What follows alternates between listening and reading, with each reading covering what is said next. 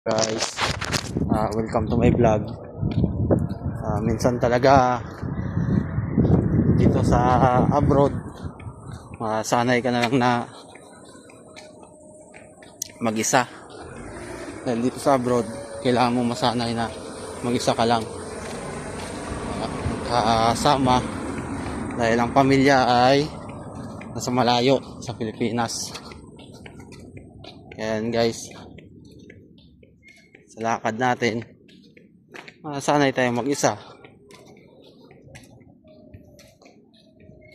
Ito yung mga bahay dito guys, oh, sa Saudi Arabia. Kailangan natin masanay yung mga bahay.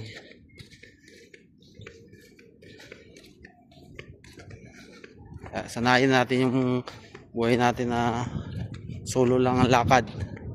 Kasi ganito dito sa abroad. Kaya pag gusto mo talaga mag-abroad, lakasan lang ang loob. Kasi pagdating mo dito, mag-isa ka lang. Dahil yung mga katrabaho mo, hindi mo rin maasahan na palagi mo silang kasama.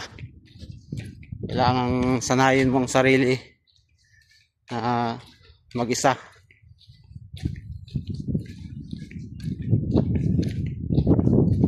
Ito ang buhay dito sa abroad guys. Kaya yung mga nangangarap na gusto pumunta dito sa Saudi Arabia, lakasan nyo na lang ang loob nyo. Dahil pagdating nyo dito, mag-isa lang kayo.